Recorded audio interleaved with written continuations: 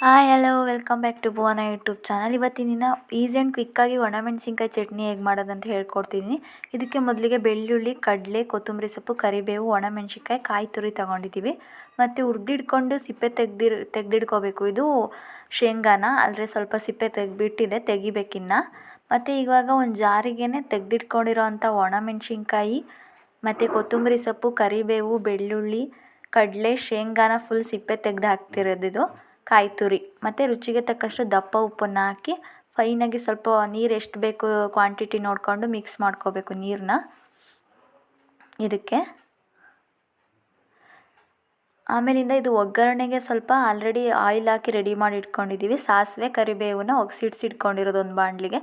ನೋಡಿ, ಈ ರೀತಿಯಾಗಿ ಮಿಕ್ಸ್ ಮಾಡಿದ ನಂತರ ಇದಕ್ಕೆ ನೀಟಾಗಿ ಮಿಕ್ಸ್ ಮಾಡಬೇಕಿದು ಮಿಕ್ಸಿ ಆಗಿದ ರುಬ್ಬಿರೋ ಅಂಥ ಖಾರನ, ಚಟ್ನಿನ ನೀಟಾಗಿ ಮಿಕ್ಸ್ ಮಾಡ್ಕೊಂಡ್ರೆ ಕ್ವಿಕ್ ಆ್ಯಂಡ್ ಈಸಿಯಾಗಿ ತುಂಬ ಟೇಸ್ಟಿಯಾದ ಚಟ್ನಿ ರೆಡಿಯಾಗಿದೆ. ರೈಸಿಗೆ ಮತ್ತು ದೋಸೆಗೆ, ಇಡ್ಲಿಗಂತೂ ಸೂಪರ್ ಕಾಂಬಿನೇಷನ್ ಅಂತಲೇ ಹೇಳ್ಬೋದು. ಹಸಿಮೆಣ್ಸಿಕಾಯಿ ತಿಂದು ಬೇಜಾರಾಗಿದೆ, ಈ ರೀತಿ ಒಮ್ಮೆ ಟ್ರೈ ಮಾಡಿ, ತುಂಬ ಚೆನ್ನಾಗಿದೆ.